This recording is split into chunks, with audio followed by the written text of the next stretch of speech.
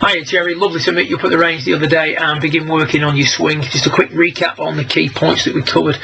The key area we looked at was obviously impact and just beyond impact. We did touch on the backswing a little bit, and the interesting thing here is that as the session went on, your ability to make a backswing keeping the weight forward improved. If we look at it on the top left, the weight drifts off a little bit, hitting a lot of shots, doing the drills that we did, especially on the pre-setting the weight forward so much, really accustoms you to having the weight forward throughout the golf swing and stops the weight creeping back during the takeaway. So first of all, what you've got to accept here is that the movement you make through impact, which is one of throwing the club head at the ball, so you've got that sort of scooping action going on. It's very much led by the club head.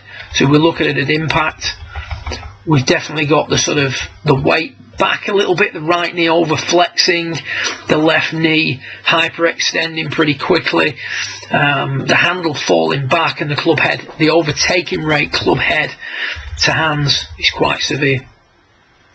Now this is a fundamental flaw that's been allowed to manifest itself over quite a period of time, so it's not something that's going to go away overnight. As I said to you in the previous email I sent, look at this more of a conditioning training period, if you will. We've got to first of all get familiar with what we want to achieve at impact and just through impact.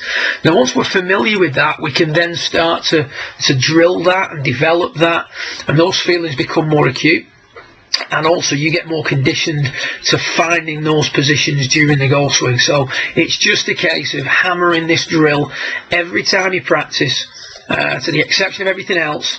Do this drill, keep doing it, and then when you go out and play, go out and play. You're going to find that you'll want a key thought. You might take a thought from the drill. It might be a backswing thought. I haven't really got a problem with that when you play. What you've got to look at this is going to take a few weeks or months to get ingrained. As it becomes more and more ingrained, you're going to start seeing the quality of your shots improve, the quality of strike in particular, as your ability to improve low point control improves. So the first thing we did was we sort of started to try and ask you to establish a good impact position. So we've got the weight forward, we've got the handle forward, and then we just asked you to make some little swings where you maintain that throughout the hit. And you can see there now at impact, we've got the weight forward, we've got the handle forward a little bit, certainly looking different to what we see on the far left. So that was stage one, if you will. If we look at this impact position now, upper centre and lower centre have separated a little bit. The weight's definitely forward, as is the handle. We then talked about to what degree you can exaggerate this. So I kept saying, don't be shy when you're doing this drill. I'm shadowing you at the back, and I would say this is the drill I'm demonstrating, or the positions I'm demonstrating here behind you are sort of maxed out. You wouldn't need to go any more than this, but it gives you an idea of how certainly I would do it, and some of the more established students would do it if practicing this drill. So you push the hips forward. You can see as you push the hips forward, you're creating a tremendous amount of axis tilt, and you've also pushed the handle forward to give you a tremendous amount of hand lean. Now that is the exact opposite of what we see here, where we've got limited axis tilt and a situation where the shaft is very vertical at impact. So whilst this in the centre is better, it could be done in a more extreme manner. The more exaggerated you do this drill, the quicker you're going to learn the skill, the more you're going to feel the changes and the positions that you're trying to implement during your golf swing. So from there, as you take the club back and through, I do catch the mat a little bit on this one, so it's a little bit more extreme than I would normally do. Really keep the club head beneath the level of your hands. Don't let that club pass your hands as you come through impact. So once we demonstrated that once or twice, we then had a situation where, whilst establishing the setup, you've pushed the hips further forward, creating more axis tilt. You've pushed the handle further forward, creating more shaft lean.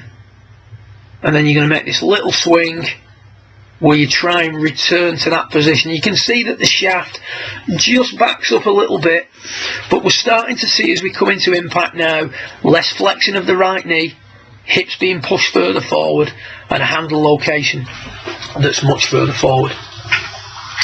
We then elaborated a little bit on this drill and started to introduce the idea of pushing up out of the ground.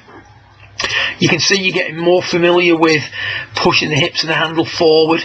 What we've done here is we position the basket about 2 feet behind on the edge of the mat, and your goal is to hit this shot with a very limited backswing.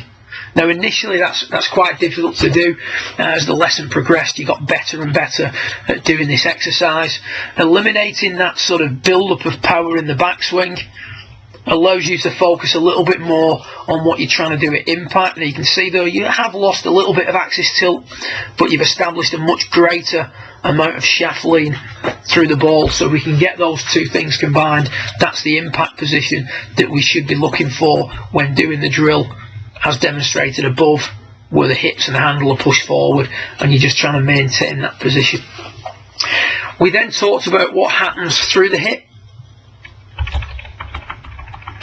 A lot of flexing forward, flexing in the hips, flexing in the upper spine, flexing in the neck, flexing of the wrists, etc. By pushing the hips and the handle forward, this started to improve. You can see there's much less flexing of the wrists, flexing of the hips and flexing of the knees. Then as we continued a little bit further,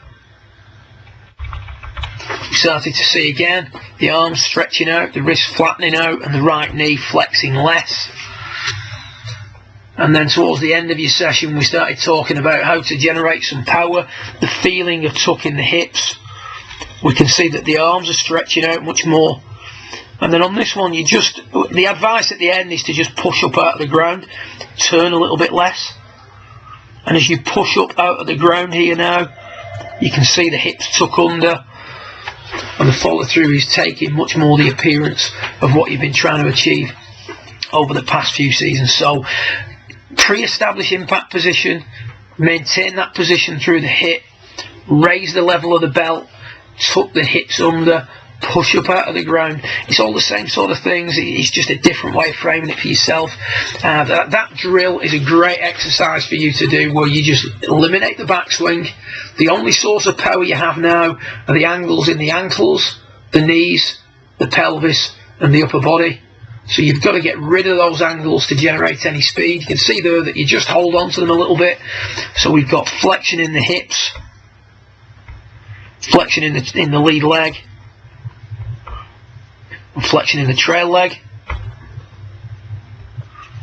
And then as you then raise the level of the belt, push up out the ground, tuck the hips under, all the flex goes out of that golf swing. And again, it's familiarization. If you don't isolate it, you're never going to get to feel that position, because you threw it so quick when you're hitting the ball that it's just impossible to feel any changes that you're trying to implement. Good luck with it. I look forward to working with you a little bit later on, either this year or early part of 2015. Have a great Christmas. Well done.